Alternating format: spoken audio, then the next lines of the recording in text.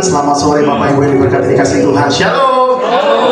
Yang bersuka cita boleh beri tepuk tangan dulu buat Tuhan Yesus Kristus. Buat makanan dirinya, kata Tuhan Yesus baik, Tuhan Yesus luar biasa. Kita percaya kita ada sore hari ini karena kita rindu mencari wajah Tuhan.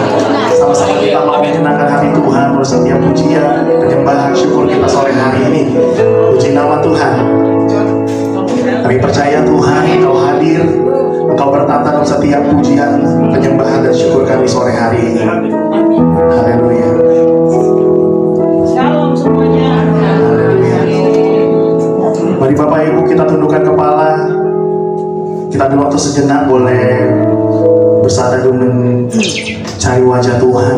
Tenangkan setiap hati kita, pikiran kita kepada Tuhan.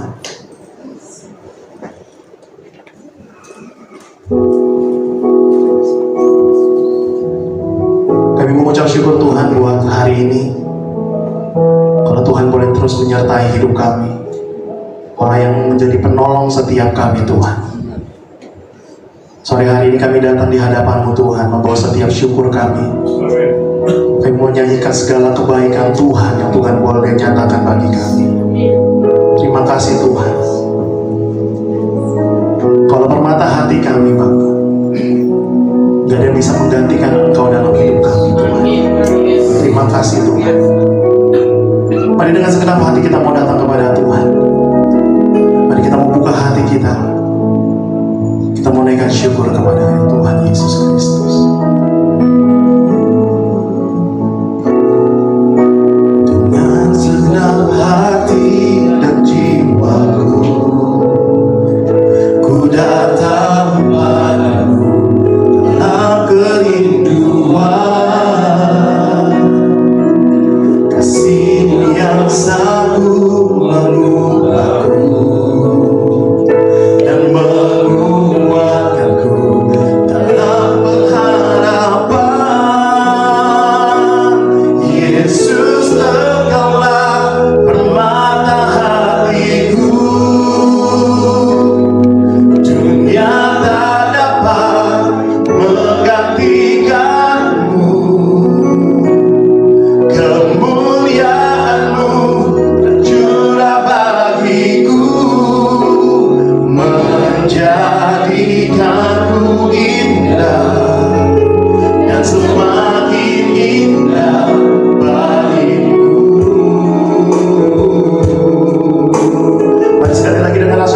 kepada Tuhan. Kita mau naikkan pujian ini, jadikan setiap pujian ini doa kita kepada Tuhan. Sama-sama nyanyikan dengan segenap hati dan jiwa. Dengan segenap hati dan jiwa, ku datang padamu dalam kerinduan. Kasih-Mu yang sanggup mengubahku, kasih-Mu yang sanggup mengubahku dan menguatkanku dalam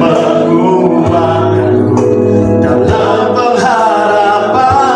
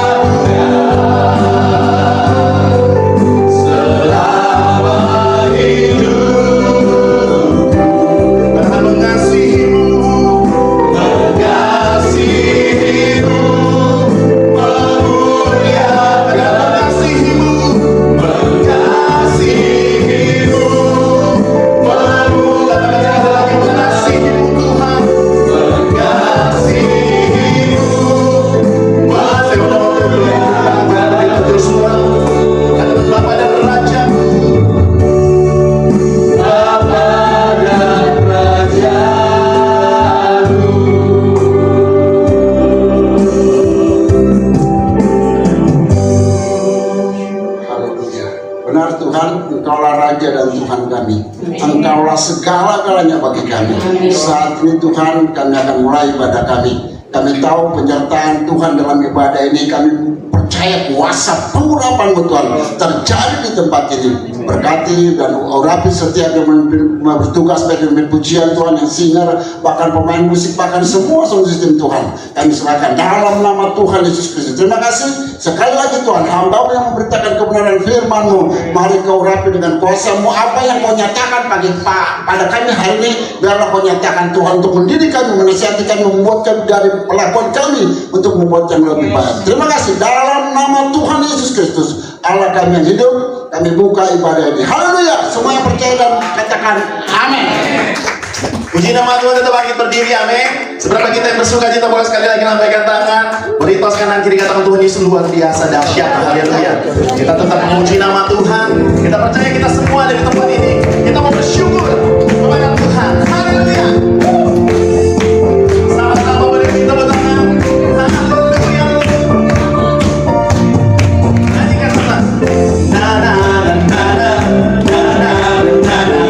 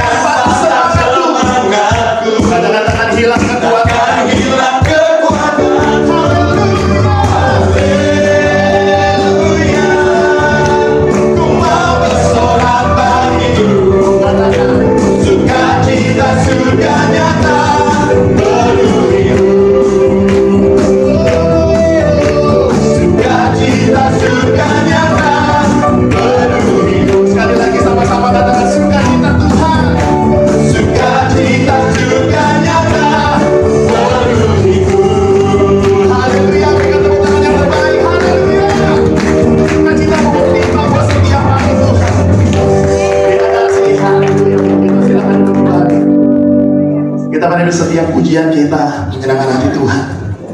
Sebelum kita mendengarkan kebenaran firman Tuhan sore hari ini, ada begitu banyak kesaksian. Kita percaya setiap kesaksian ini iblis dikalahkan, setiap kesaksian ini memuliakan nama Tuhan. Haleluya.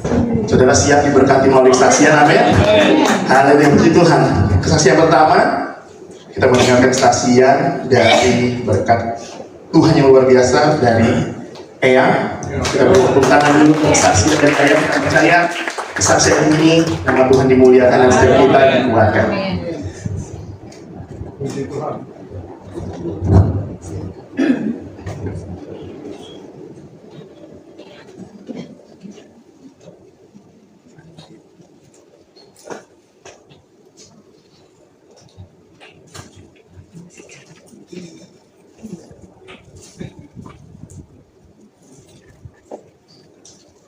Shalom. Bapak-bapak dan ibu sekalian yang kasih, saat ini saya akan sedikit bersaksi tentang bagaimana Tuhan bekerja untuk kita semua. Cuman saya akan menyaksikan, karena kemarin juga di rumah saya ada doa untuk penyembuhan, dan karena ada satu teman kami Joyce, dia adalah kanker darah yang sudah stadium 4 sudah ini, namun Tuhan masih berkenan untuk dia hidup sampai saat ini dan mempunyai hati yang betul-betul kuat dan betul-betul dia tidak takut bahwa saya mati karena untuk Tuhan yang saja. Saat itu saya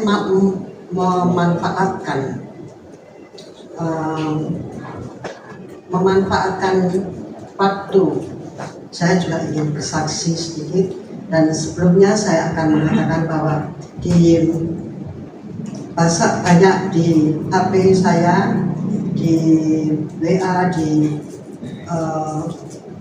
mana-mana ada yang mengatakan jangan khawatir kalau nanti dipasang ring atau dioperasi dan sebagainya. Saya takut karena itu saya takut, saya kan nggak akan operasi Tuhan. Saya mau kateter aja, mau mengecek bagaimana keadaan jantung saya, karena saat itu saya periksa, tetapi jantung saya perdananya katanya mengental, karena saya sudah lama sekali tidak pernah minum pengencer darah. Ya. Terus saat itu saya terus berkeinginan untuk bersaksi bagaimana Tuhan berperilaku terhadap kami semuanya satu persatu. Saat itu saya kalau ada bapak-bapak atau ibu yang berkenalan dengan Bapak Pendeta Dirman Raja Gugup, itu adalah gembala di Gereja Kenanga, yang dulu waktu itu saya bergereja di Sentul City di Gereja CWS.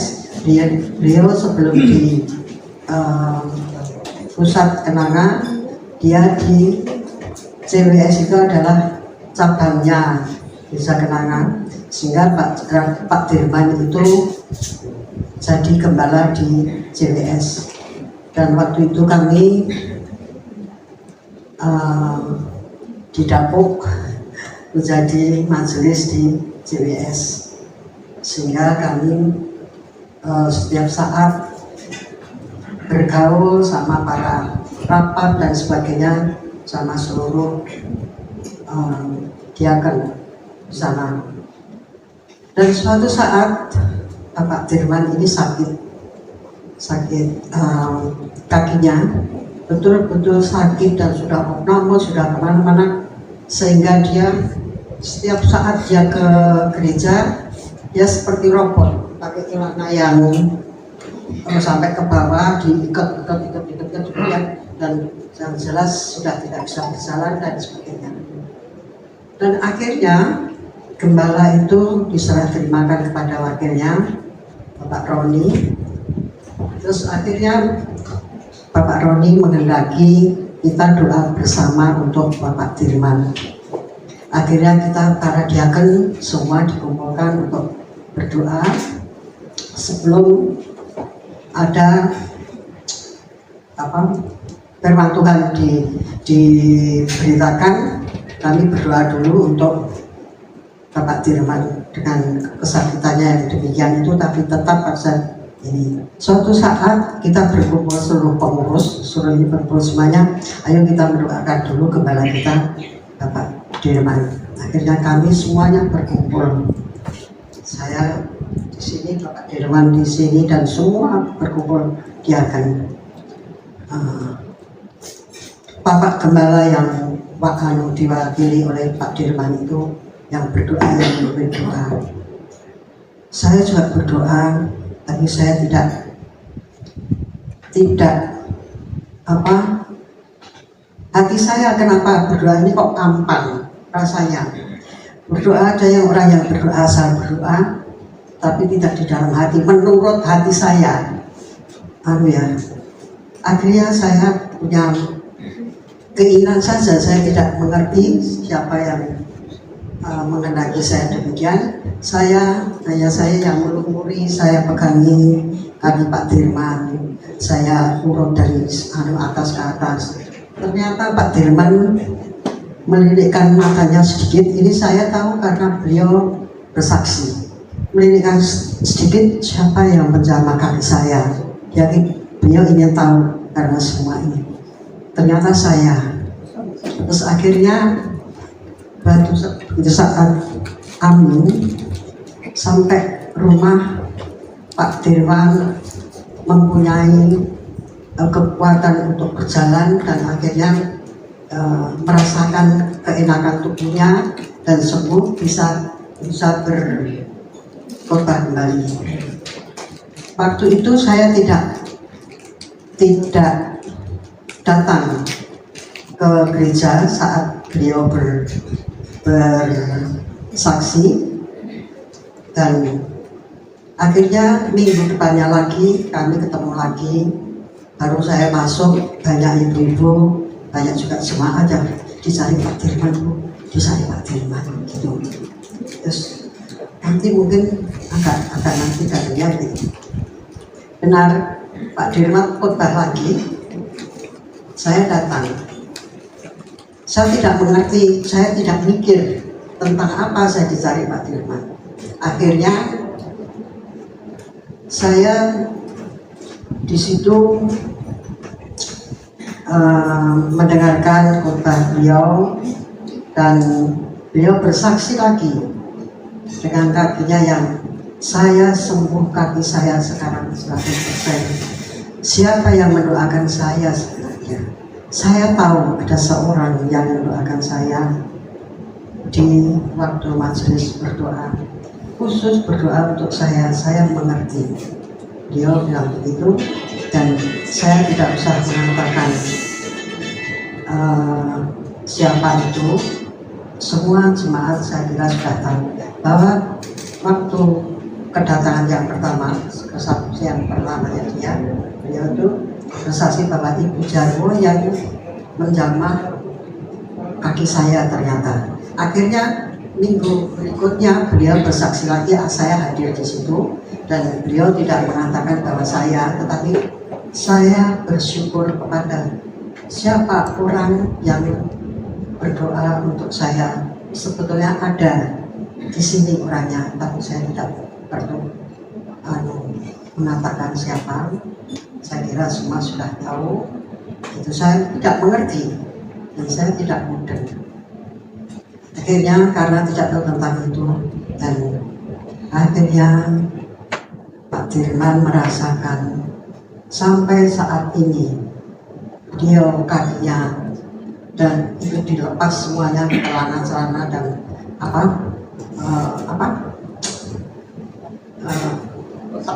atau apa itu ya tongkat dilepas semuanya, dan saya sembuh 100% sampai sekarang ini. Sekarang ini Pak Dirman sudah sangat 100% sembuh, dan waktu kami ada acara di Senayan, beliau ketemu, loh Bu Jarwo sama siapa? Sama ini apa teman sama Bella juga. Mana? Pak Bella. Itu duduk di belakang. Akhirnya saya saat Pak Dirman menyatakan itu secara pribadi, terima kasih kalau Pak Dirman kepada saya. Terima kasih, saya doanya untuk saya. Ibu Dirman juga demikian. Saya menangis karena saya tidak merasa berbuat apa-apa, tapi itu semuanya Tuhan, bukan saya bilang itu. Tuhan yang menyembuhkan Bapak. Ibu juga jangan terima kasih pada saya, Tuhanlah yang menyembuhkan, bukan saya. Ya demikian, sehingga sampai sekarang dia tetap seperti biasa, jalan biasa, ketemu kami di mana-mana, bahkan ketemu menantu saya waktu meninggal juga beliau yang di situ membawa firman untuk menantu saya. Demikian ini saya kesaksian saya. Dan ada satu lagi adalah kesaksian saya tentang teman saya. Teman saya itu suaminya adalah satu titik dengan suami saya, dan dia sudah janda juga, tapi dia sudah sangat lama mempunyai tenggorokan yang tidak bisa bicara. Kalau bicara, begitu bicara. Saya bilang, Tili, namanya Tili, orang Manado ya. Kamu kenapa? Kamu nggak ke dokter dulu?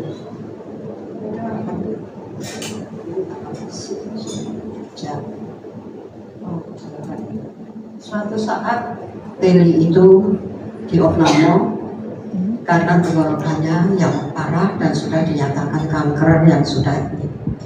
Saya bersama dua teman saya yang dari Muslim datang dan ayo nengok Teli, ayo dan nengok di RSCM, dan di sana anak-anaknya, oh tante, ya mama gimana keadaannya? Aduh tante, nanti mama sekarang sedang tidur, kalau nanti bangun tante jangan tanya mengenai penyakit ya tante, karena kami sudah diberitahu sama dokter bahwa tinggal tunggu waktu. Jadi kami simpan semua berita ini untuk mama tidak mengerti apa-apa. Jadi oke, boleh saya berdoa?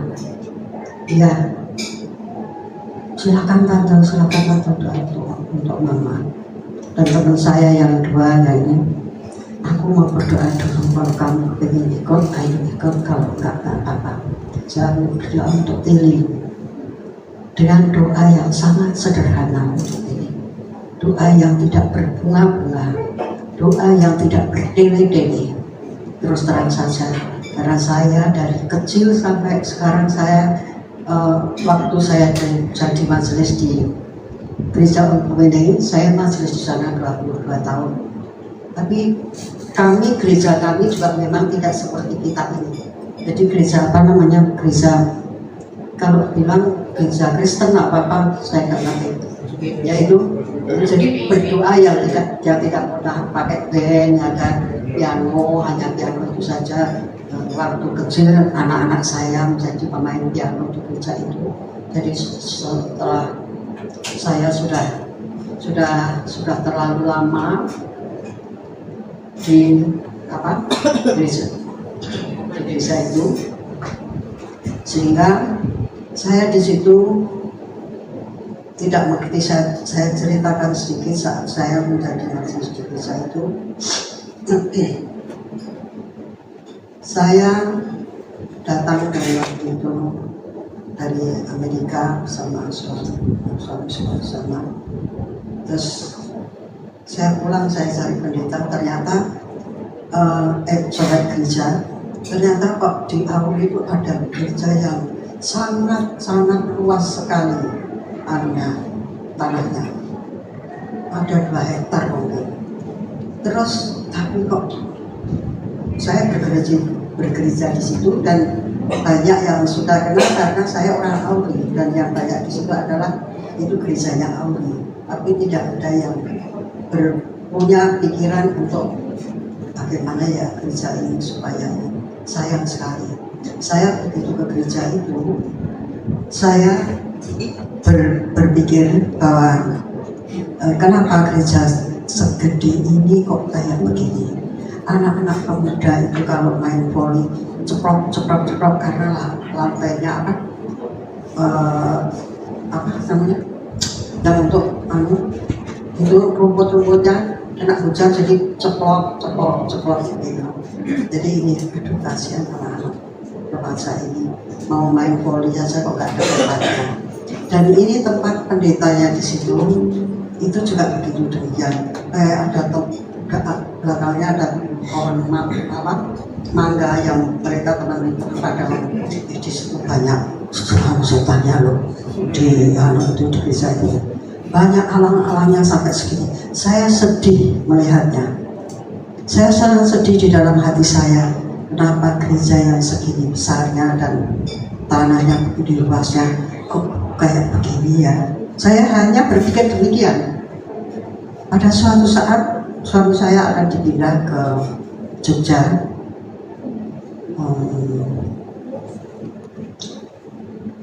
Suami saya bilang pindah ke Jogja, nanti kalau skepnya dibatalkan kamu pingsan. Enggak, saya begitu. Jadi saya tidak punya pikiran di sana pangkat pasti akan naik, dan ini tidak punya pikiran itu.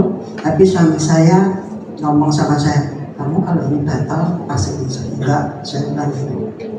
Karena saya memikirkan gereja itu, kok gerejanya aduh.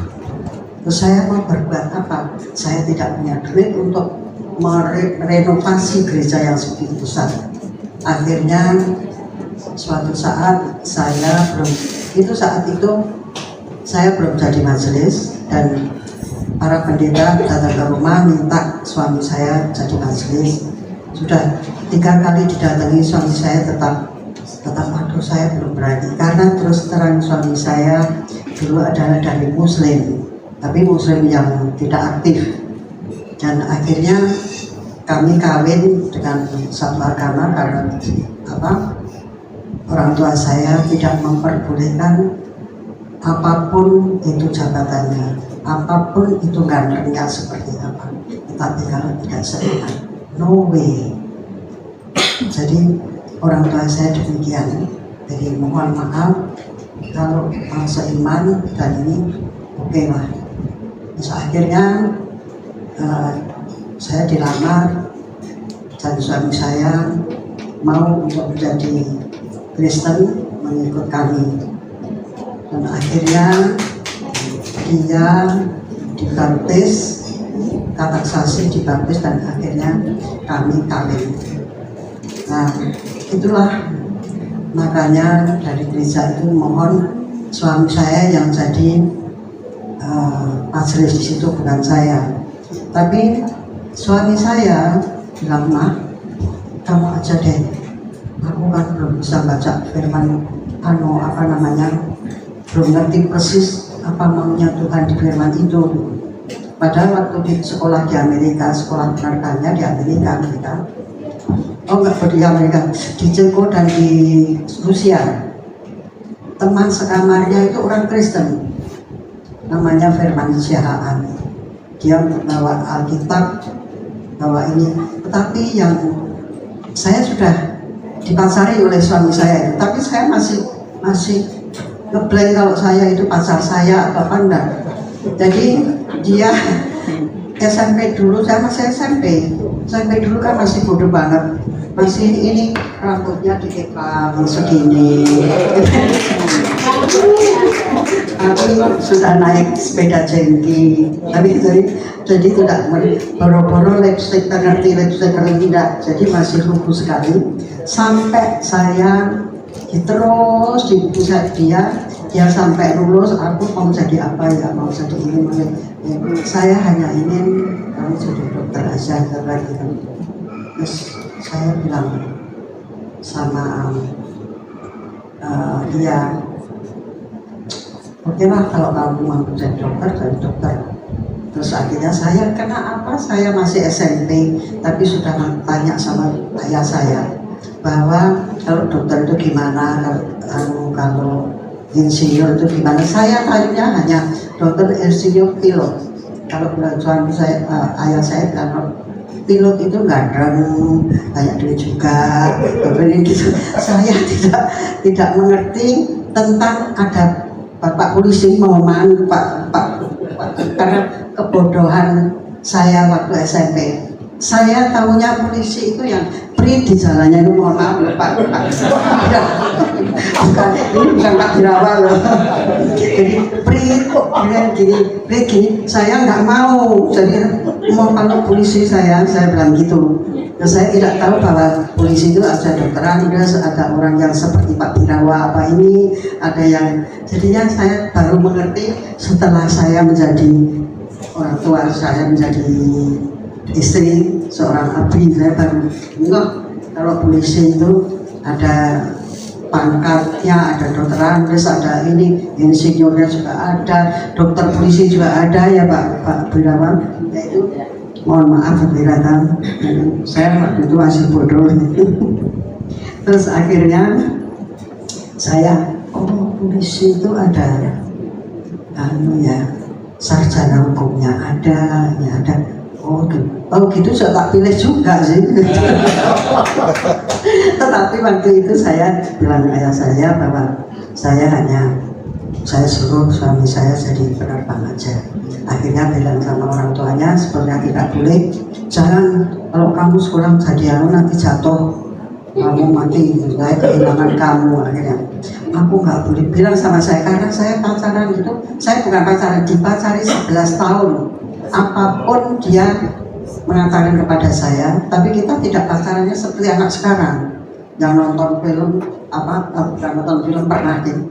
Jadi nggak yang sudah salon, sudah berdandan rapi, tapi ya SMP yang masih bodoh lah. Terus akhirnya setelah kami kawin, saya jadi majelis, sudah ditaktiskan, kami bergereja bersama dengan keluarga. Keluarga itu, gereja saya dari kecil tidak seperti gereja kami yang sudah saya katakan tadi, bahwa itu masih doanya saja doa yang sangat sederhana. Makanya saya kalau disuruh doa tidak bisa doa yang berbunga-bunga dan doa yang kata-katanya bagus. Nah itu kalau saya ya seperti yang mirip itu Pak Stephen Tong, pendeta Stephen Tong itu mirip-mirip doa cekak haus. Jadi demikian seperti apa yang saya katakan pada untuk teman-teman saya. Tadi saya teruskan tentang keadaan teman saya, mohon maaf agak lama sedikit teman saya, karena dia sudah di situ. Akhirnya saya berdoa, teman saya nggak mau untuk berbeda itu. Ya wes, terima kasih ya tante, terima kasih ya, terus kita berdoa sederhana saja. Terus kita itu kan pas ada teman saya lagi satunya mantu, jadi kita pada datang di pengantinnya teman saya itu, kok teli itu ada, padahal anaknya sudah bilang tinggal tunggu waktu untuk kapan jangan kok kayak teli toh. Saya sampai takut, ini teli bener apa enggak? Teli, Neng, terima kasih ya, kamu doamu cari anakku, kamu nengok aku. Oh, masih dapat Tuhan aja, saya bilang gitu. Terus ya, saya nengok kamu, memang saya bilang gitu. Ini kamu bener, rasanya kamu pusing orang? Enggak, gitu. Jadi dia pakai kain Jawa yang itu jagung pengantin. Jadi saya bingung, saya mikir lagi, Tuhan, terima kasih Tuhan, kalau dia juga sudah mengakui saya menengok dia dan saya bisa sampai sekarang masih hidup lagi. Dan kemudian kira-kira 1,5 tahun baru dia meninggal dalam keadaan yang sangat baik karena dia sedang piknik dengan teman-temannya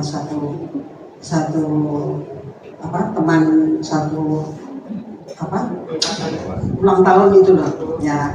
Itu setelah dia turun dari bus terus pulang ke rumahnya, di situ dia katanya jatuh di rumah itu. Akhirnya anaknya kita kasih tahu semuanya ini, dibawa ke rumah sakit, yaitu yang saya ceritakan tadi, rumah sakit rumah sakit umum, rumah sakit RSM.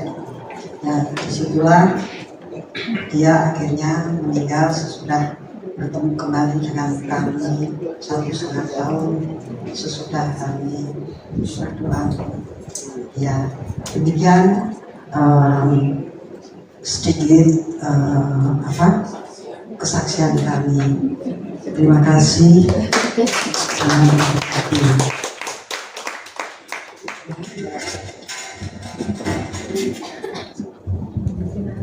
Puji Tuhan, sekali lagi beri tepuk tangan buat Tuhan Yesus Kristus. Tuhan kita kasih kita untuk menjadi berdoa untuk mendoakan orang-orang yang sakit dan Tuhan sembuhkan. Selanjutnya kita mendengar kesaksian yang kedua dari Ibu Novi yang menyatakan kasih kebaikan Tuhan.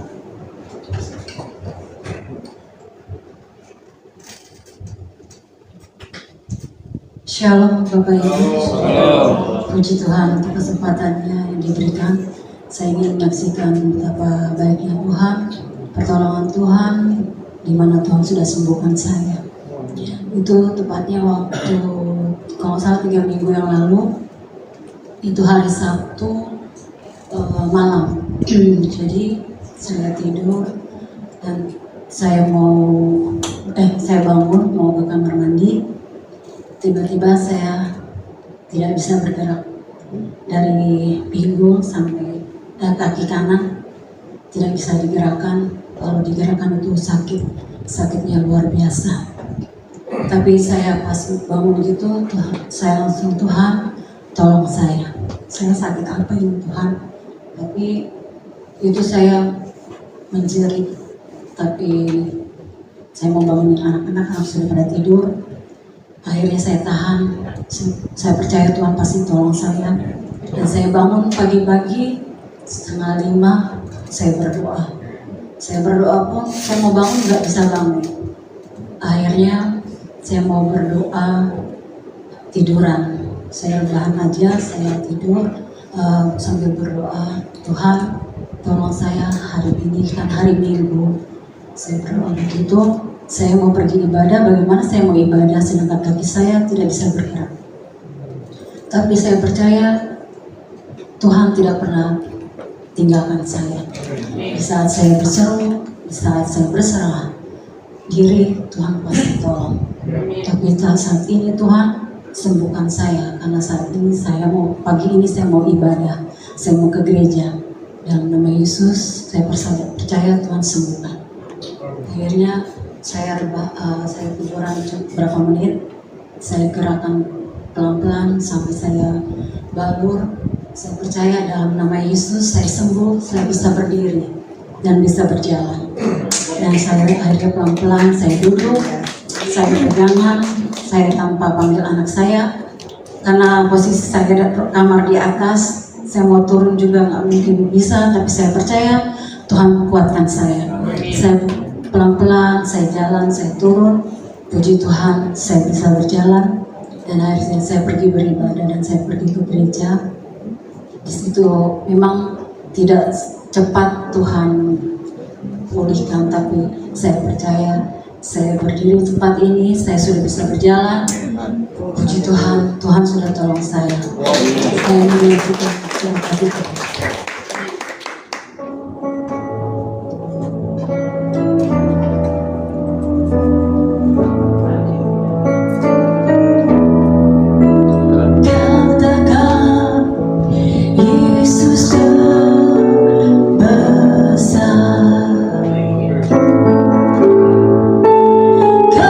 Katakan dia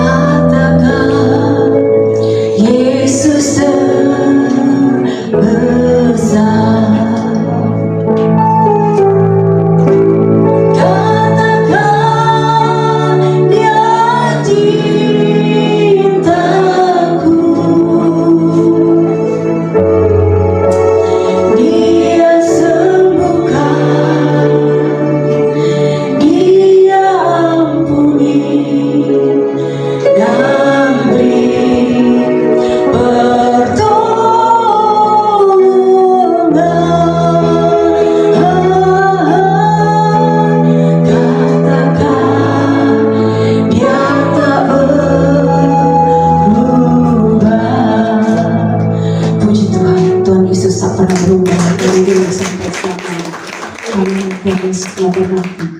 Puji Tuhan, Tuhan Yesus tak pernah berubah. Tuhan menyembuhkan setiap kita yang sakit.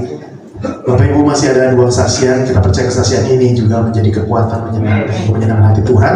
Saksian pujian dari Pak Bobi. Haleluya. Nanti kesaksian terakhir ditutup oleh Oma Happy. Haleluya, puji nama Tuhan.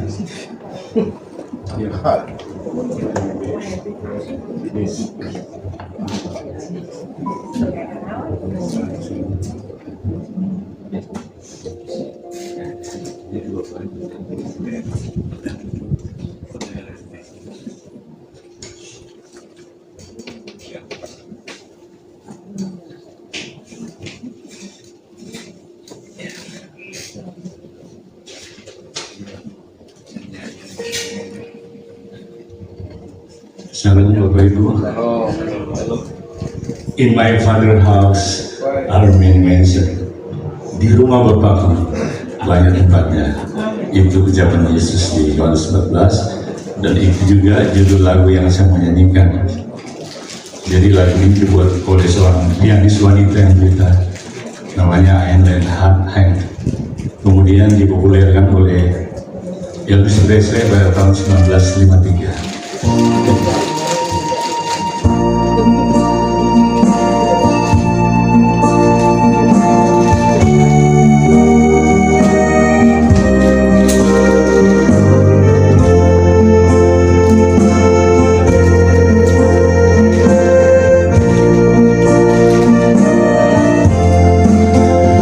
In my father's house are many mansions.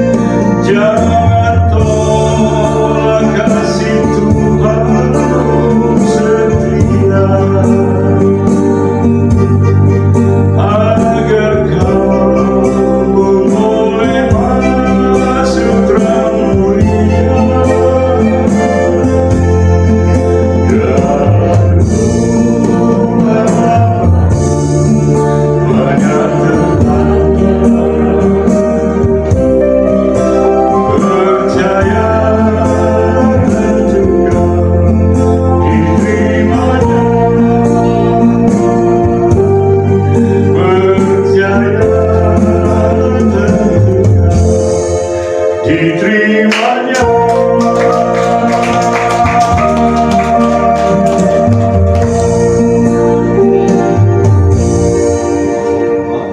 Puji Tuhan, biar kesaksian ini juga menjadi kekuatan bagi setiap kita. Haleluya. Selanjutnya kita akan mendengarkan kesaksian dari Om Happy yang menyanyikan pujian untuk Tuhan Yesus Kristus. Silakan. Happy always ya, always happy.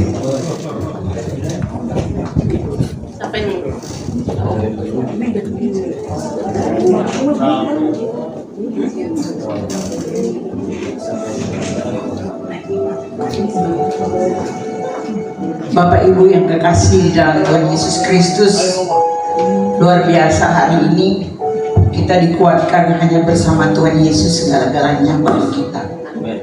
Tadi Pak Bobi udah menyanyikan lagu di rumah Bapakku.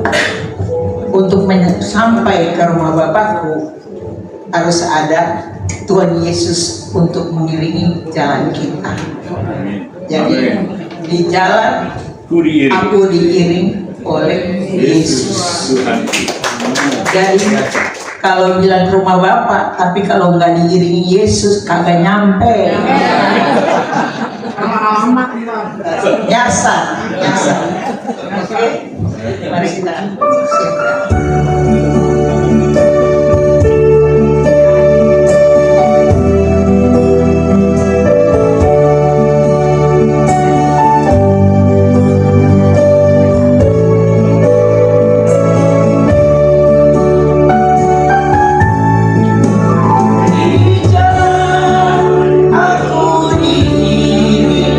Oleh Yesus Tuhanku, apa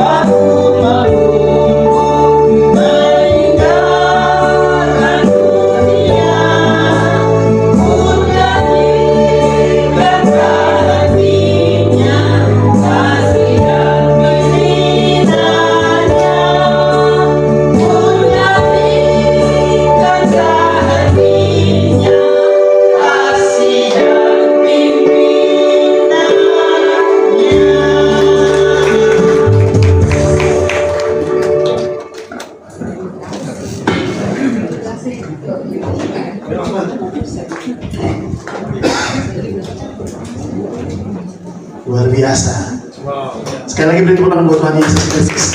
Tuhan. Sekarang kita akan mendengarkan kebenaran firman Tuhan. Kita siap diberkati, dikuatkan, ditegur buat menikmati kebenaran firman Tuhan pada malam hari ini. Mari kita mau siapkan hati kita. Tuhan kita Tuhan yang Maha tahu. Amin. Saat kita perlu Tuhan tahu, saat kita minta Tuhan dengar. Pada saat kita menangis Tuhan dengar. Mari sama-sama kita naikkan pujian buat Tuhan. Perhatikan lagu-lagu bila dan Tuhan hiasi.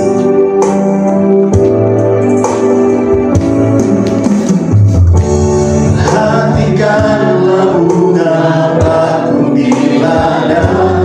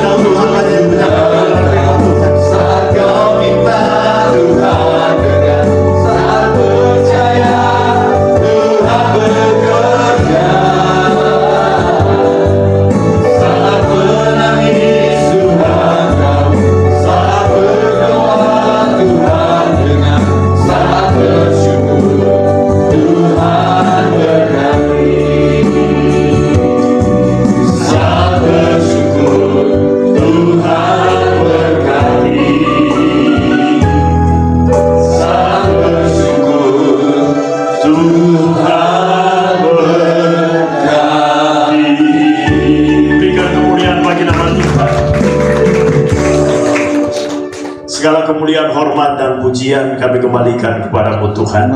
Terima kasih kalau Tuhan kumpulkan kami sore ini karena Tuhan punya maksud yang indah dengan setiap kami.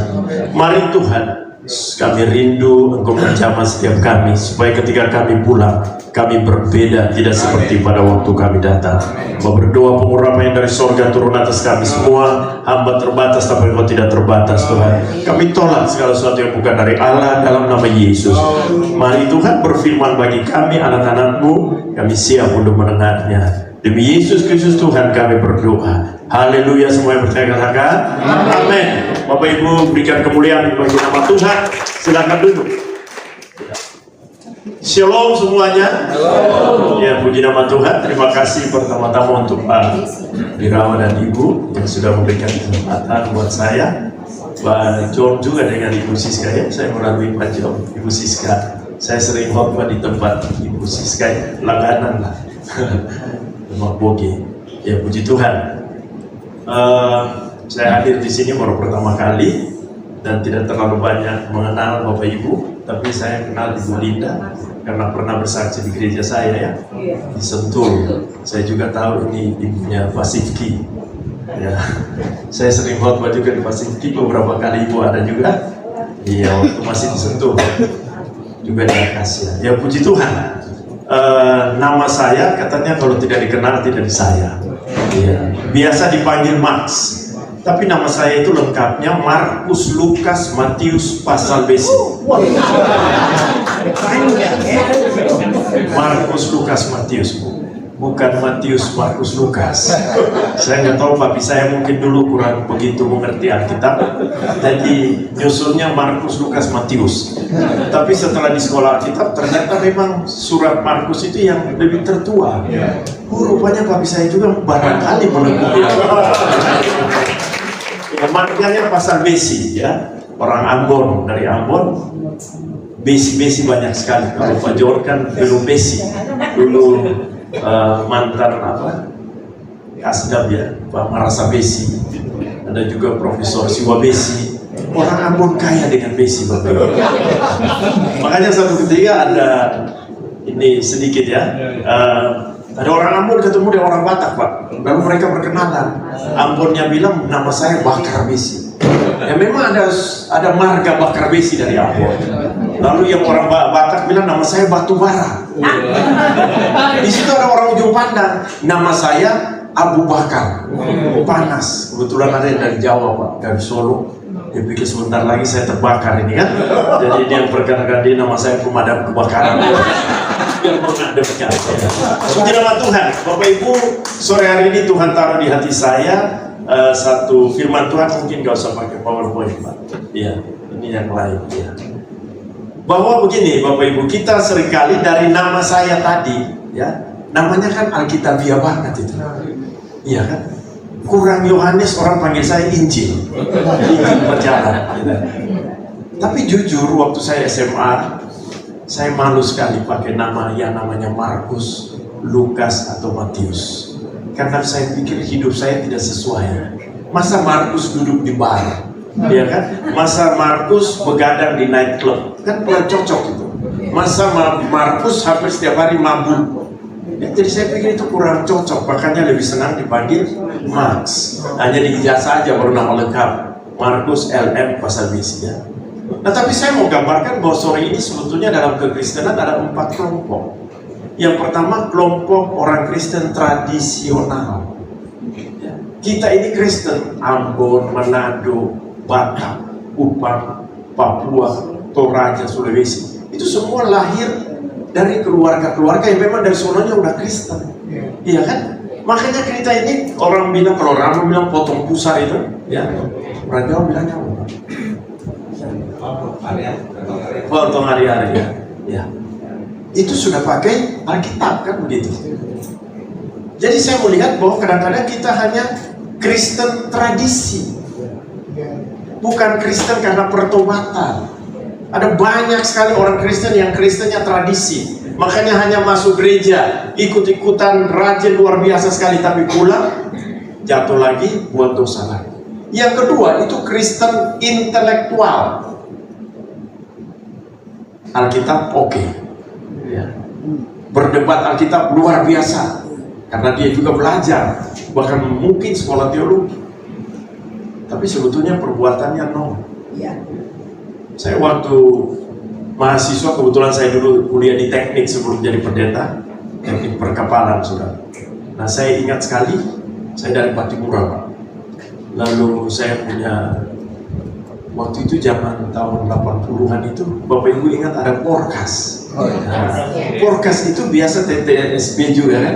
Nah, itu biasa jam 11 malam waktu Jakarta, itu dikasih pengumuman hari Kamis malam. Saya ingat betul, karena saya rajin pasang Porkas. Rajin cari-cari itu kan. Cari buntutnya. Yang luar biasa, kita begadang dengan kita punya bandar yang suka jual Porkas. Bapak Ibu tahu bandar kita itu siapa? Bapak pendeta kita. Dia memang pegang jemaat di situ. Tapi ini yang saya mau katakan, banyak juga hamba-hamba Tuhan secara intelektual, ya, dia teologis dan luar biasa menguasai Alkitab, tapi kehidupannya seperti apa? Menghasilkan buah yang Tuhan mau atau tidak? Ya kan, sama dengan Kristen tradisi tadi.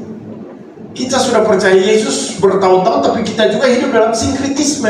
Artinya percaya dua Allah kan, adat kita pegang, tapi juga Kristus kita pegang. Lalu yang ketiga, ada orang Kristen yang situasional, tergantung situasi. Di mana yang ramai, di mana yang enak, di mana yang sejuk, di mana yang diberkati, itu orang datang ramai. Itu kadang-kadang. Kalau hujan, malas ke gereja. Atau sebaliknya, kalau panas, malas ke gereja. Iya kan? Di Sentul itu daerahnya cukup dingin ya Bu ya. Jadi kalau musim-musim dingin, sekarang lagi panas. Dan kalau musim-musim dingin, Sentul termasuk dingin Bapak Ibu. Jadi orang bangun pagi juga agak repot Pak. Kadang-kadang tarik selimut. Itu pergumulan. Nah, kalau kita orang Kristen situasional, tergantung situasi. Kalau rasa enak di hati, kita pergi. Sebetulnya Tuhan mau kita adalah orang Kristen yang menghasilkan buah. Coba kita lihat satu bagian firman Tuhan malam hari ini dari kitab Injil Lukas. Saya tadi sudah siapkan materi, sudah ada di push.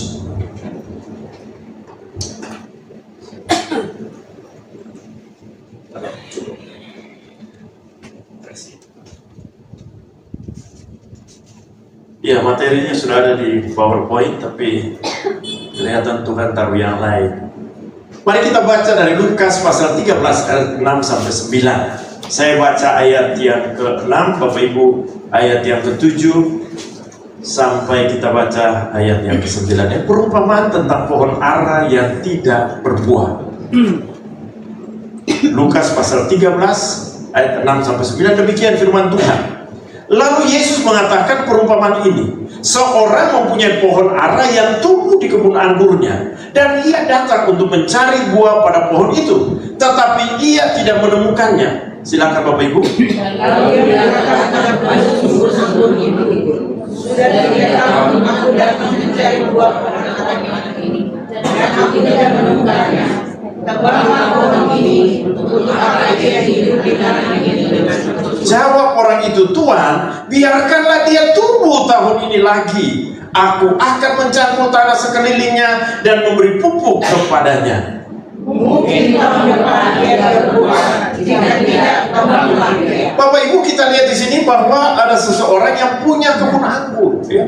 Di sini dikatakan seorang mempunyai kebun ara, ya. Pohon ara tumbuh di dalam kebun anggur. Tapi dia datang, setiap kali datang, bahkan sudah 3 tahun, artinya dari tanam sampai waktunya sudah berbuah, pohon itu belum menghasilkan buah. Dan kita tahu kalau pohon besar di tengah-tengah pohon-pohon yang kecil, biasanya pohon kecil jadi korban, mati.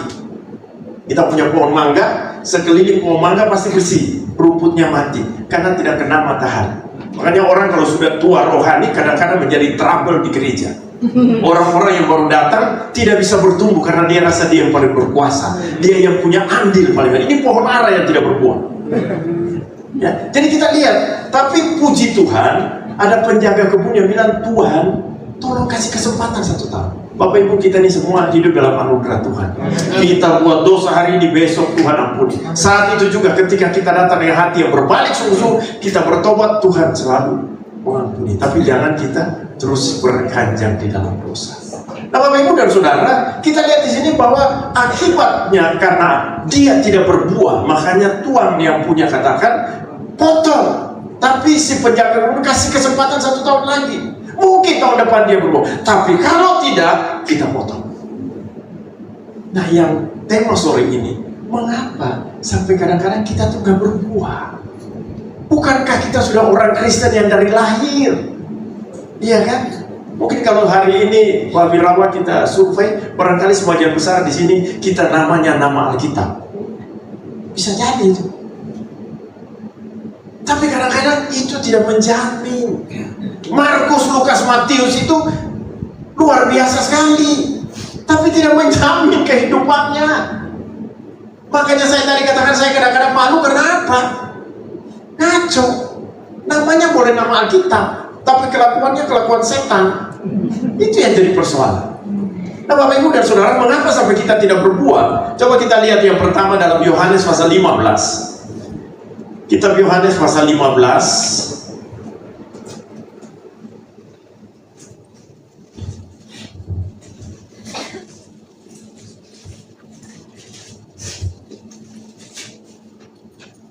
Ayat yang keempat di situ dikatakan, tinggallah di dalam aku dan aku di dalam kamu. Sama seperti ranting tidak dapat berbuah dari dirinya sendiri kalau ia tidak tinggal pada pokok anggur. Demikian juga kamu tidak berbuah jikalau kamu tidak tinggal di dalam aku. Bapak Ibu, omong kosong kita bisa menghasilkan buah, tapi kita malas ke gereja, kita tidak pernah baca Alkitab, kita tidak pernah punya waktu-waktu intim dengan Tuhan. Apa buah yang kita bisa hasilkan? Buah yang ada nanti buah kemunafikan. Buah yang ada hanya casingnya doang. Hari ini kita lihat kekristenan banyak casingnya bagus, tapi di dalamnya sebetulnya bobrok, tidak menjadi berkat juga. Nah, Bapak Ibu, di sini dikatakan bahwa tinggallah di dalam aku. Jadi keintiman kita dengan Tuhan ini yang membuat kita bisa menghasilkan buah. Kunci, ada 4 kunci yang membuat pertumbuhan rohani kita itu bertumbuh. Yang pertama doa, yang kedua baca Alkitab, karena doa itu nafas kehidupan orang percaya. Kalau kita stop nafas, mati semua. Firman Tuhan adalah makanan rohani. Satu hari kita makan, tadi saya masuk aja kaget, makanannya luar biasa, ya kan? Tapi saya mau copot, gak berani. Yang punya duduk di depan. Nah, maksud saya ini kita butuh, iya kan? Tadi Pak John, kaget juga saya pemain bola Belanda yang ada di sini, Pak John keren. Udah bisikin saya, Pak, khotbah jangan terlalu lama, waktu 40 sampai 40. Ya, saya pikir itu udah tidak lain karena kita sudah mikir ini, kayak ini jam-jam makan ini. Ini manusiawi alami. Nah, kalau kita nggak baca Alkitab, berarti sebetulnya kita juga mati. Seperti kuburan yang dilabur putih. Lalu yang ketiga, bersekutu. Bersekutu itu penting, saudara, seperti ini. Pasti bagaimanapun juga ada nyantol. Mau kesaksiannya ngalur ngidul tetap nyantol dikit. Firman Tuhan kita gak suka dengan hamba Tuhannya, udah hitam, kumisan, jelek lagi, kita ada peduli, tapi sedikit pasti ada nyantol. Itu pentingnya bersekutu. Puji Tuhan. Yang kamu tahu kalau Bapak Ibu, saya selalu menggambarkan itu seperti api unggun. Kalau kita di kampung biasa masak pakai tungku, itu masih kayu api. Coba waktu apinya lagi nyala, kita keluarin satu kayu, dia terbakar. Tapi lama-lama dia pasti padam. Di luar aku kamu tidak bisa berbuat apa. Kita nggak bisa bertahan kalau kita tidak melekat dengan Tuhan. Lalu yang terakhir itu bersaksi. Ya, untuk iman kita bisa bersaksi. Bersaksi itu apa? Supaya kita bisa menjaga diri. Kalau saya bersaksi, Pak, saya udah berhenti minum, gak mabuk lagi. Begitu Pak Wirawa ketemu saya, lihat saya minum mabuk, kan langsung tanda tanya. Nah, kita kalau sudah bersaksi gitu pasti jaga. Mungkin kalaupun masih munafik, minumnya di belakang kan, supaya jangan dilihat, kan begitu. Iya pasti. Saya waktu awal pertobatan saya ingat, saya pulang karena waktu itu saya jago minum, ya. Jago minum, jago rokok, kira-kira gitu. Jadi saya datang tetangga saya waktu itu di Ambon, lalu tetangga saya, mereka udah dengar isu bahwa Max ini bertobat. Nah, ini alergi. Karena gereja kita gereja Protestan Maluku kan. Oh, itu alergi sekali dengan yang tepuk-tepuk tangan pada zaman itu. Saya bertamu di Bapak satu di tetangga saya. Dia langsung tawarin bentol biru. Terus dia bilang, ayo Mas. Kamu, saya udah nggak merokok. Oh, saya dengar kamu udah bertobat ya? Oh, saya dia. Oh, jadi kamu masuk surga? Saya neraka dong. Ayahnya langsung gitu. Langsung nembak surat. Jadi kamu surga, saya masuk neraka dong. Tapi sejak itu saya nggak berani coba-coba lagi rokok. Karena udah bersaksi satu kampung ternyata sudah mendengar isu bahwa saya itu bertobat di retreat.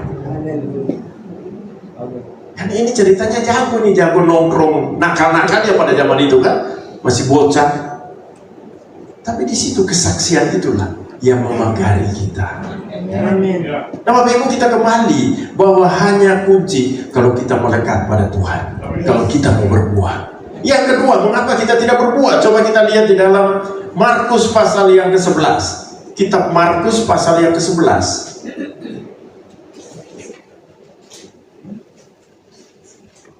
Iya, Markus pasal yang ke-11 di ayat yang ke-12 sampai 14. Yesus mengutuk pohon ara. Bapak Ibu dengar. Keesokan harinya sesudah Yesus dan ke-12 muridnya meninggalkan Betania, Yesus merasa lapar. Dari jauh ia melihat pohon ara yang sudah berdaun. Ia mendekatinya untuk melihat kalau mendapatkan apa-apa pada pohon itu. Tetapi waktu ia tiba di situ, ia tidak mendapatkan apa-apa selain daun-daunnya. Sebab apa? Bukan musim buah ara. Maka kata Yesus kepada pohon itu, jangan lagi seorang pun makan buah selama-lamanya. Dan murid-murid mendengar hal itu. Ayat 20. Pagi-pagi ketika Yesus dan murid-murid lewat, mereka melihat pohon ara tadi sudah kering sampai ke akar-akarnya. Maka teringat Petrus akan hal itu. Apa yang telah terjadi? Lalu ia berkata kepada Yesus, Rabi, lihatlah, pohon ara tadi yang kau kutuk sudah kering. Bapak Ibu lihat, di sini saya ingin mengajak kita berdialog sedikit. Yesus rasa lapar, Yesus datang mendekati pohon ara. Kalau dapat buah, karena cukup rimbun. Tapi waktu mendekati tidak ada buah, karena memang bukan musim buah. Nah, saya mau bertanya Ibu, menurut Ibu ini salah siapa? Salah Yesus atau salah pohon? Kan lucu. Kalau misalnya belum buah mangga, kita datang di daerah itu lalu kita nuntut untuk mangganya harus berbuah. Kan aneh itu kan? Nah, menurut Ibu kira-kira siapa yang salah? Yesus atau mangga? Waktunya? Ada yang jawab lain lagi? Belum musim. Ya, kadang-kadang kita takut juga ya bilang Yesus yang salah. Karena secara logika kalau kita mau jujur, Yesus yang salah. Orang bukan buah kok, bukan musim.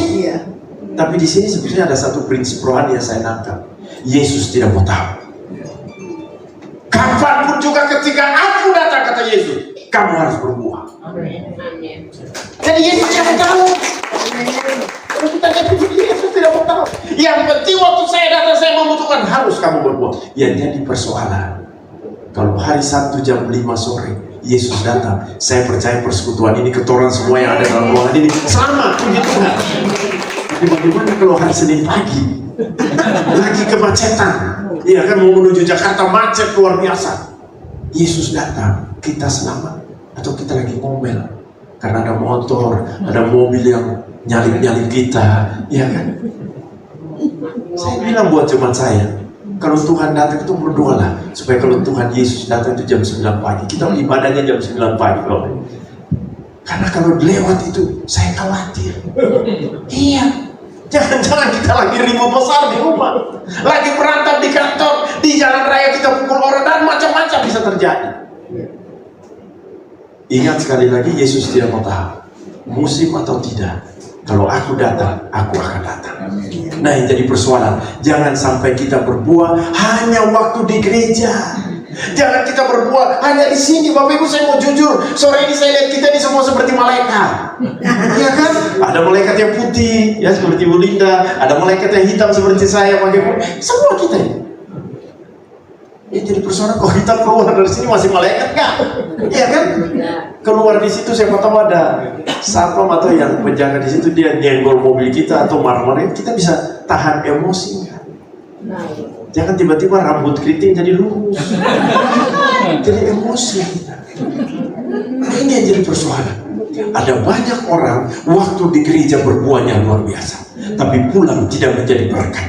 Satu ketika ada seorang bapak yang majelis gereja, waktu dia pulang istrinya katakan, lihat setan besar pulang.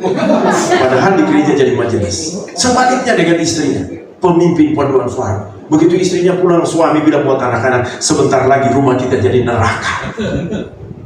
Tapi ini sebetulnya yang sering terjadi dalam kehidupan kekristenan kita. Kadang-kadang kita berbuah musibah, yang bahaya ketika kita lagi tidak berbuah, Yesus datang, ya kan? Itu yang bahaya. Jadi mari sore ini kita berdoa supaya kita semua menghasilkan buah. Yang ketiga penyebab kita tidak berbuah itu di dalam Matius 13 ya. Kita sudah sering dengar tentang perumpamaan seorang penabur ya. Dia menaburkan benih, ada di tanah yang berbatu-batu, ada di tanah yang berduri, ada juga yang di pinggir jalan ya. Nah, sini dikatakan ayat 4, sebagian jatuh di pinggir jalan, sebagian lagi tanah yang berbatu-batu, lalu di semak duri ya, lalu yang tanah yang baik. Arti perumpamaannya, orang yang tidak mengerti, lalu benihnya ya. Ada juga yang tidak berakar, ada yang kekhawatiran dunia. Artinya prinsipnya sikap hati yang tidak siap. Ini yang bahaya.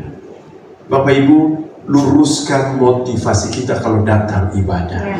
Kita mau mendengar firman Tuhan, bukan lihat hamba Tuhan. Ada banyak orang Kristen, anak-anak Tuhan yang lihatnya hamba Tuhan. Akhirnya kalau sudah lihat hamba Tuhan, jangan harap untuk kita diberkati, karena udah awalnya udah gak enak Pak. Begitu duduk lihat hamba Tuhan yang sana yang kita gak suka, dia kalau khotbah ngantuk segala macam, itu udah pasti kita gak dapat apa-apa. Tapi kalau idola kita, semua khotbah dia kita hafal, ya kan? Padahal sebetulnya prinsipnya kita ini datang untuk hamba Tuhan atau untuk firman Tuhan. Ingat, firman itu disampaikan siapapun juga ya. Firman itu ya dan amin. Jadi mari jaga sikap hati kita. Kalau kita mau ke gereja, mau datang ke persekutuan seperti ini, jaga sikap hati, bereskan kalau belum beres di rumah. Lalu yang terakhir, penyebab kita tidak berbuah, itu kita lihat di dalam Kidung Agung. Kidung Agung Bapak Ibu, Kidung Agung pasal 2 ayat yang ke-15 bilang begini, tangkaplah bagi kami rubah-rubah itu, rubah-rubah yang kecil yang merusak kebun anggur, kebun-kebun anggur kami yang sedang berbunga. Sebetulnya rubah ini seperti hama ya, binatang kecil yang merusak pohon anggur. Hama-hama, virus, bakteri ya. Kalau saya lihat pohon jambu biji itu kelihatan sekali. Kalau dia nggak punya hama, dia bertumbuhnya cepat, buahnya gede-gede. Beberapa waktu setelah umur yang sudah cukup lanjut, kita lihat batang pohonnya mulai ada warna hitam, ada yang putih-putih. Itu sebetulnya hama. Kalau kita tidak bersih, lama-lama pohon itu akan mati. Nah Bapak Ibu, mungkin kita sudah Kristen dari lahir. Mungkin kita juga sudah mengalami pertobatan melalui gereja-gereja yang tadi Ibu Kekasih katakan ya. Mungkin kita sudah bertumbuh, bahkan kita sudah terlibat sebagai pelayan-pelayan firman. Tapi satu hal, masih ada kelemahan kita yang kadang-kadang belum lepas. Saya ketemu dengan satu hamba Tuhan, emosinya tidak bisa terkontrol. Suatu saat dia pulang gereja baru selesai khotbah, tiba-tiba sopir angkot serempet mobil. Begitu serempet dia buka kaca, dia ngomong baik-baik, sopir angkotnya malah maki dia. Dia turun, dia terpelek itu sopir angkot. Langsung spontan terpelek. Sopir angkot minta ampun, ya udah. Setelah ditempelek, saya tanya lalu Bapak setelah itu, ya setelah itu saya minggirin mobil, saya nangis katanya. Saya nangis. Ini kelemahan. Kita kan masih terus diproses. Saya percaya sore hari ini kita semua punya kelemahan. Ada orang yang kita lihat kelemahannya dibuang, ya kan? Uang gereja ditilang, bukannya begitu, persembahan dibawa kabur. Ada orang yang punya kelemahan apa? Wanita, pria, maksudnya selingkuh atau ketidaksetiaan. Ada juga yang masalah karakter-karakter tadi. Kelemahan, mulutnya nggak bisa simpen rahasia, kemana-mana ngomong. Kalau berhenti susah banget kan, mulut ember itu namanya. Ini kelemahan sebenarnya. Ada yang mulut begitu, tapi ada juga telinga yang senang mendengar. Iya, nyambung ini kalau dua orang ini ketemu. Mari sore hari ini kita introspeksi diri. Ingat firman Tuhan datang bukan buat orang lain. Kadang-kadang kan kita kalau dengar gini kita, aduh saya nggak ajak suami. Ini khotbah ini cocok untuk suami. Padahal enggak, saudara. Kalau sore ini Tuhan bicara tanpa suami, suami nanti ada waktu. Itu berarti Tuhan bicara buat kita yang hadir. Apapun kelemahan kita sore ini, kita sudah melayani Tuhan, bahkan sebagai hamba Tuhan. Saya pun terus introspeksi diri. Karena banyak kita, banyak rubah-rubah yang terus menggerogoti kita. Dan rubah-rubah itu seringkali tidak kelihatan. Iya kan? Kalau mangga mana lagi coba? Yang dikasih rasa kan enak sekali tuh. Tapi begitu pulang sampai rumah kadang-kadang ada ulatnya. Nah ini yang bahaya kan, hama dari dalam itu menggerogoti. Kita casingnya oke punya, tapi di rumah bagaimana kitanya?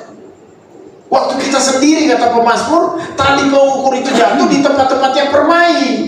Waktu kita lagi di Bali, liburan, nah kita bagaimana? Jaga kekudusan enggak?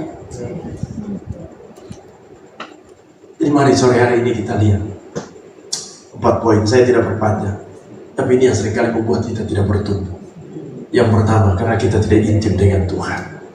Yang kedua, karena kita berbuah musiman. Yang ketiga, karena sikap hati kita yang tidak benar.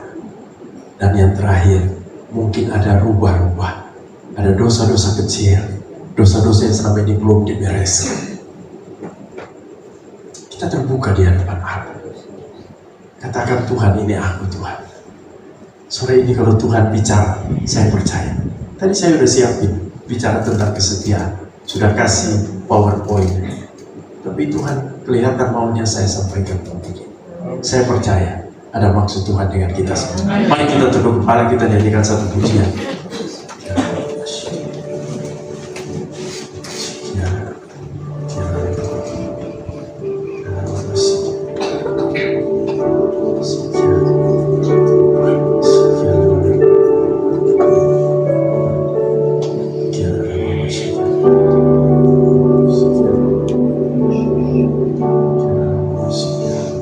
Dalam sikap doa, kita merenungkan akan firman Tuhan sore. Kita buka hati dan berkata, tidak ada orang yang tahu. Kadang-kadang kita melakukan dosa di tempat-tempat yang tersembunyi.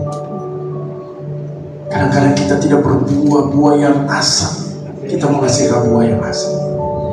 Tapi sore ini firman Tuhan mengingatkan kita, Tuhan yang mempunyai kebun anggur itu akan datang. Dia tidak bertanya berapa lama engkau jadi Kristen, berapa lama engkau sudah ikut Tuhan, berapa lama engkau sudah bertobat, selama ini engkau melayani di gereja yang mana, gereja yang besarkah, gereja yang kecil. Enggak. Yang Tuhan inginkan ketika Dia datang, kita menghasilkan buah-buah dan buah-buah yang tetap.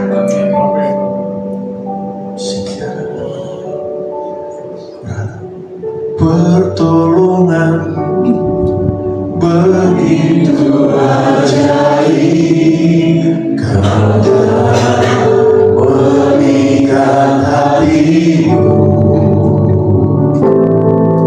Di saat aku tak sanggup lagi, di situ tanganmu bekerja.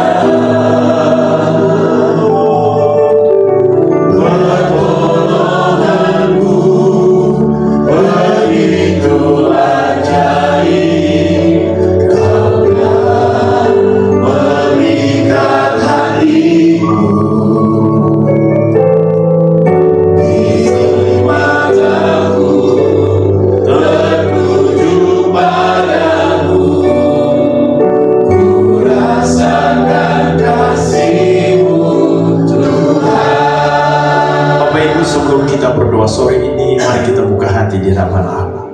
Mungkin selama ini, setelah mendengar firman ini, kita katakan, Tuhan, benar saya selama ini tidak berbuah. Apa penyebabnya?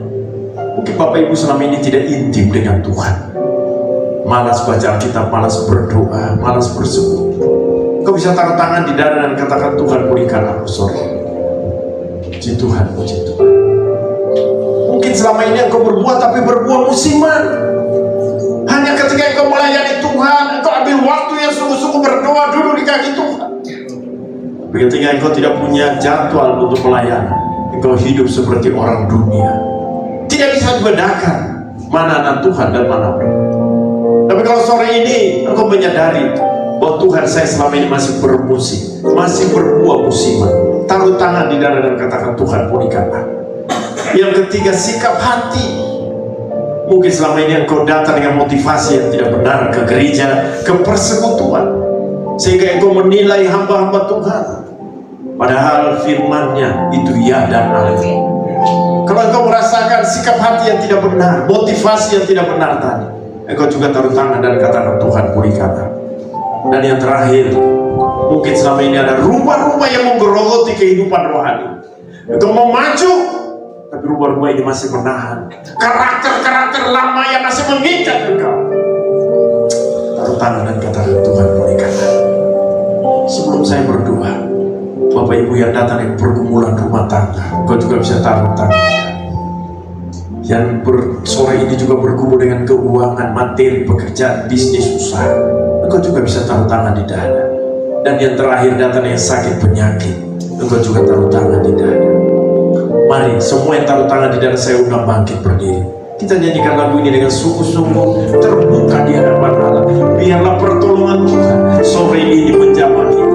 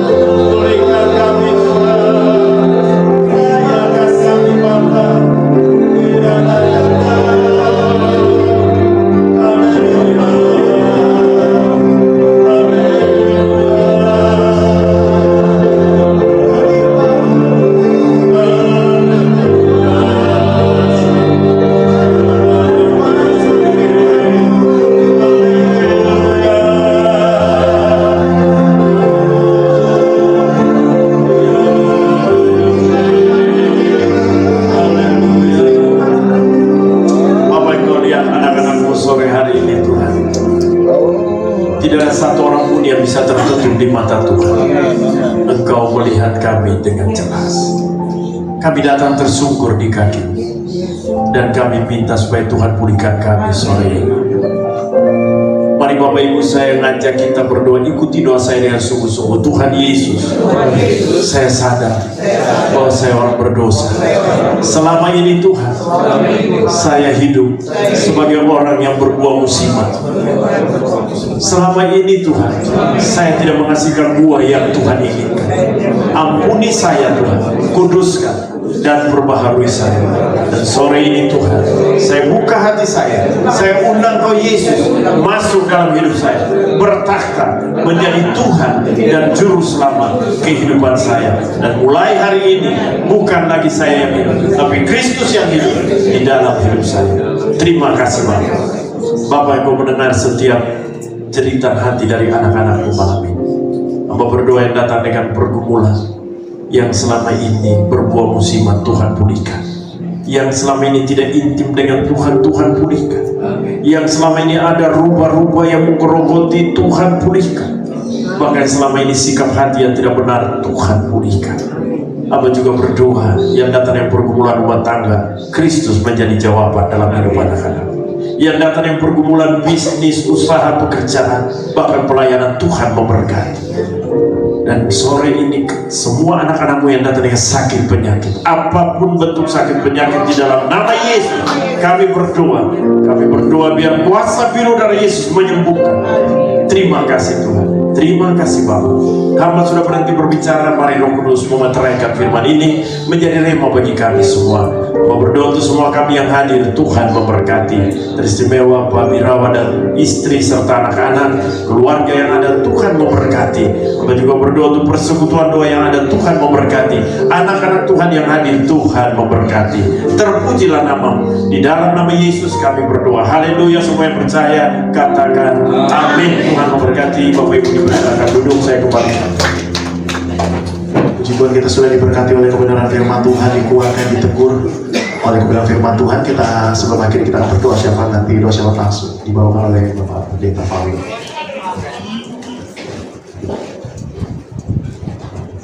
Mari kita berdoa. Terima kasih Bapa di surga untuk firman-Mu yang menegur dan menguatkan kami kembali pada malam hari ini Tuhan. Engkau sudah berbicara buat kami melalui hamba-Mu. Kami percaya firman yang tabur tidak akan kembali dengan sia-sia, berbuah di dalam kehidupan kami, bahkan beratus kali lipat Tuhan kerja dalam kehidupan kami. Dan sekarang saatnya kami datang kepadamu ya Bapa, untuk menaikkan doa permohonan kami di hadapan-Mu, karena kami percaya bahwa Engkaulah satu-satunya pribadi yang memberikan jawaban untuk setiap doa dan permasalahan kami ya Tuhan. Kami tidak datang kepada manusia, tapi kami datang kepada Engkau. Engkau yang menciptakan kehidupan kami, Engkau yang menyelamatkan kehidupan kami, dan Engkau yang tahu apa yang akan terjadi di depan kami ya Tuhan. Oleh sebab itu, biarlah kami datang kepadamu pada malam hari ini, menaikkan doa-doa syafaat kami di hadapan-Mu ya Tuhan. Walaupun Kau sudah tahu apa yang menjadi isi hati kami, tapi kami berpegang pada firman-Mu yang berkata, mintalah maka akan diberikan, ketuklah maka pintu akan dibukakan, carilah maka engkau akan mendapatkan.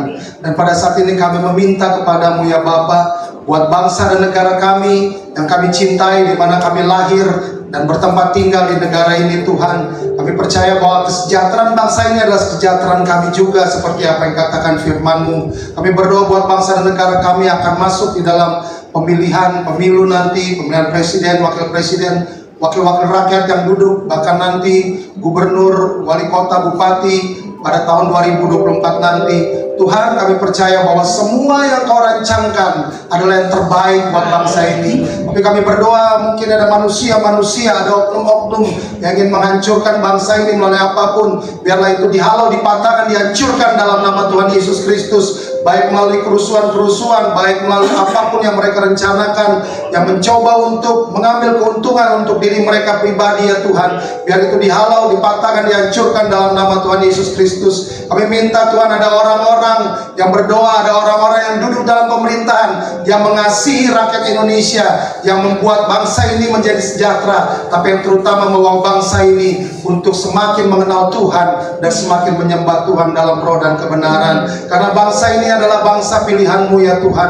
Kami semua yang tinggal di bangsa ini akan akan menjadi berkat buat bangsa-bangsa lain dimanapun berada Tuhan, menjelang akhir berjaman ini ya Tuhan, melalui profesi, melalui apapun yang kami kerjakan. Oleh sebab itu kami minta Tuhan, biarlah anak-anak-Mu yang duduk dalam pemerintahan, Kau pakai mereka ya Bapa dalam bidang apapun sebagai pengambil keputusan, biarlah keputusan itu adalah keputusan yang tepat Bapa, yang berasal daripada-Mu. Bahkan anak-anak-Mu yang ada di lapangan-lapangan, baik TNI, Polri, semua Tuhan yang ada di lapangan, Tuhan tolong Bapa bersama dengan mereka yang bertugas untuk menjaga keamanan bangsa ini ya Bapa. Biarlah ada hikmat Tuhan, ada penyertaan Tuhan, malaikat Tuhan bersama-sama dengan mereka untuk menjaga bangsa ini ya Tuhan, di seluruh daerah yang ada ya Bapa, bahkan di daerah dan konflik yang sering terjadi, sehingga pada waktu pemilu nanti biarlah presiden, wakil presiden, bahkan wakil-wakil rakyat adalah orang-orang yang tepat, yang sesuai dengan apa yang Kau inginkan ya Bapa,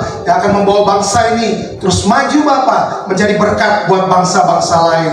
Terima kasih Bapa. Kami tetap berdoa buat Bapak Andika Perkasa ya Tuhan. Kami berdoa Bapa di dalam nama Yesus, tidak ada yang mustahil bagi Engkau ya Tuhan.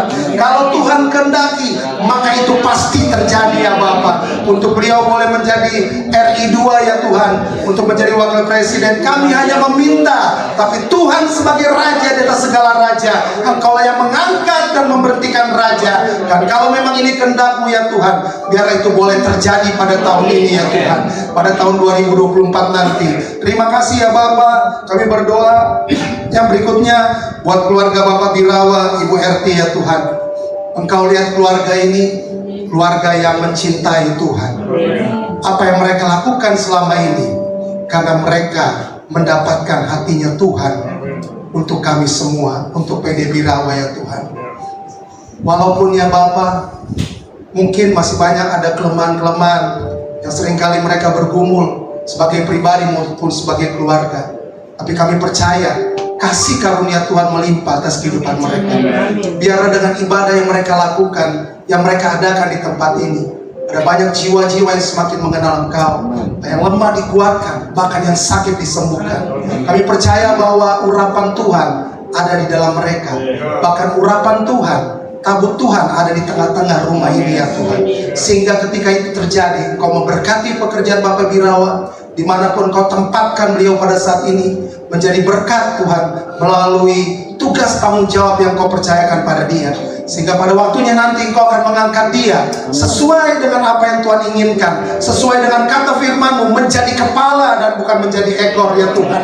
Karena itu janji firman-Mu. Kami percaya Bapak, tidak ada yang bisa menghalangi kalau Tuhan sudah berencana bagi kehidupan beliau. Kami berdoa buat Ibu RT sebagai pendamping, Kau berkati untuk terus berdoa buat keluarga, untuk terus menjadi berkat buat orang-orang lain yang ada juga Tuhan. Dan kami percaya bahwa diberkati semua usaha pekerjaan yang dilakukan oleh Ibu RT juga, supaya nama Tuhan Yesus dipermuliakan. Anak-anak ya Tuhan, buat Alvaro, Michael, dan Edgar, kami percaya bahwa rancangan Tuhan pasti akan terjadi dalam kehidupan mereka ya Tuhan.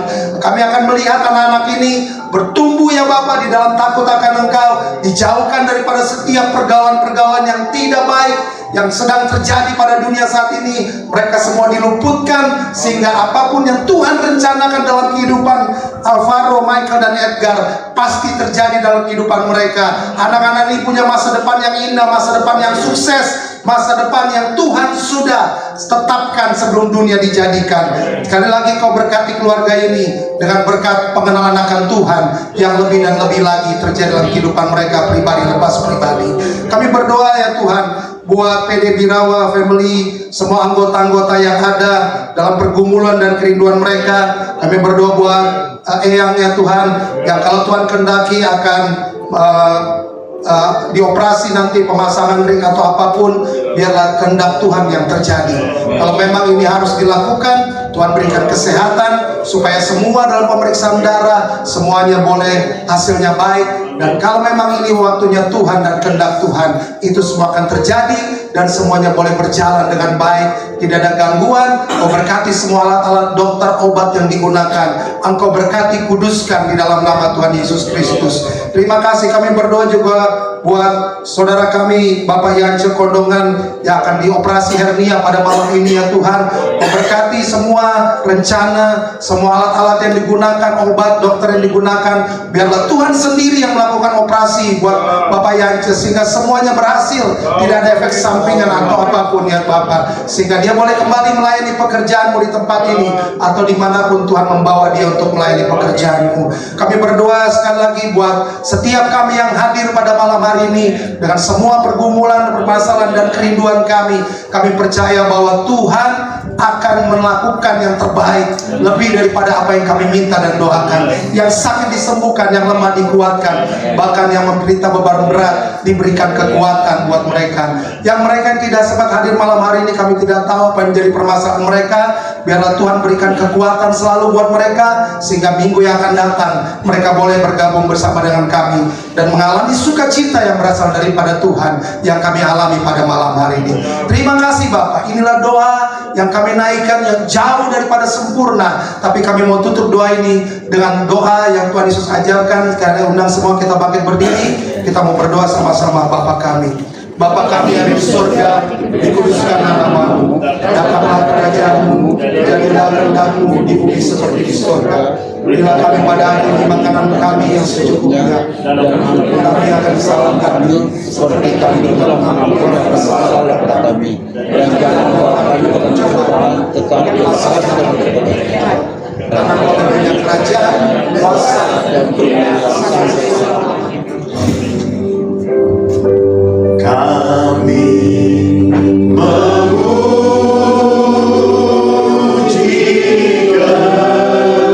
kebesaran-Mu,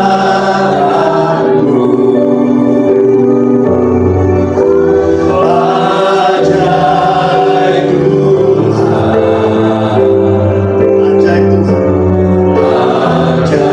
ajaib Tuhan. Sekali lagi sama-sama kami memuji kebesaran-Mu Tuhan.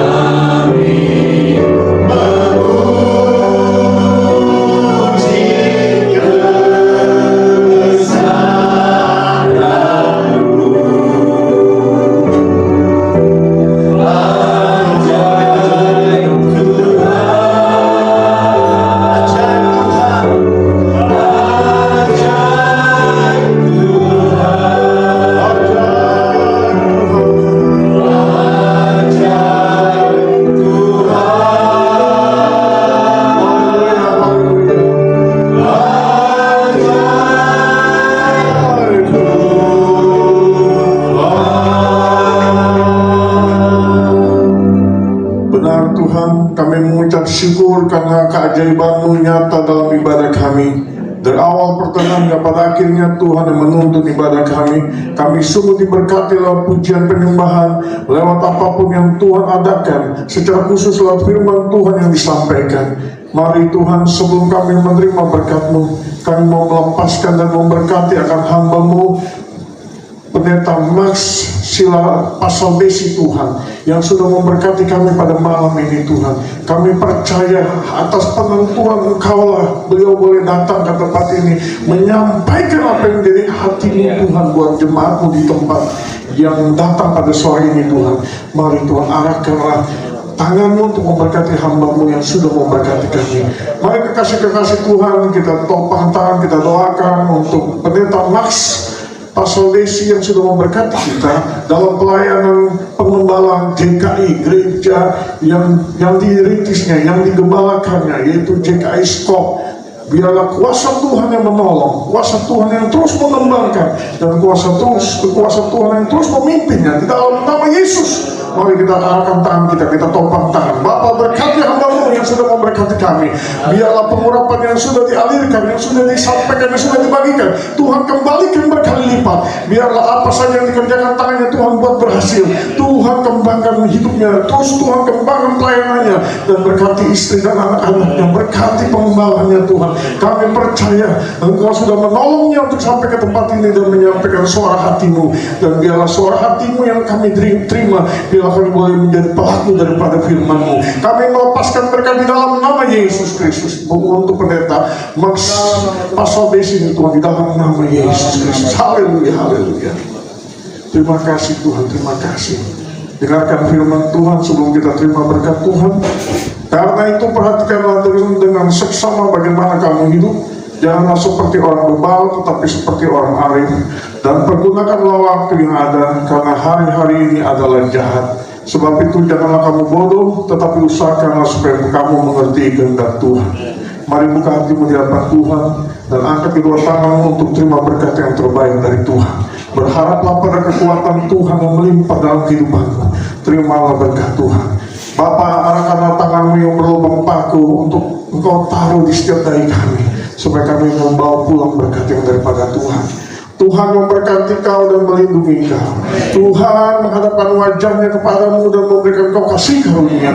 Tuhan menghadapkan wajahnya kepadamu dan memberikan kau damai sejahtera, sukacita. Terimalah berkat di dalam nama Bapa, Anaknya Yesus Kristus dan Roh Kudus yang perkasa. Berkat Tuhan ilahi menyertai kau. Keluar masukmu dari sekarang sampai Maranatha. Tuhan Yesus datang yang kedua kali. Kita semua dipersiapkan menyambut kedatangannya. Haleluya. Amin.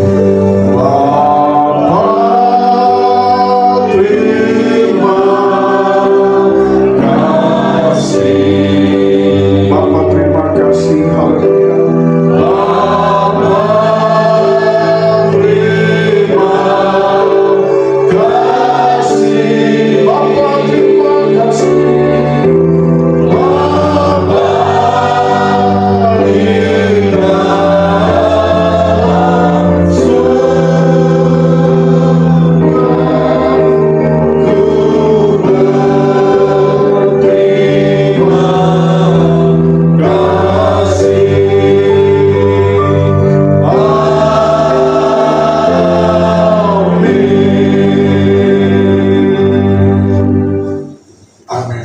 silakan duduk. Ibadah kita sudah selesai. Kita ambil waktu duduk sebentar di hadapan Tuhan untuk mengucap syukur kepada Tuhan atas kebaikannya.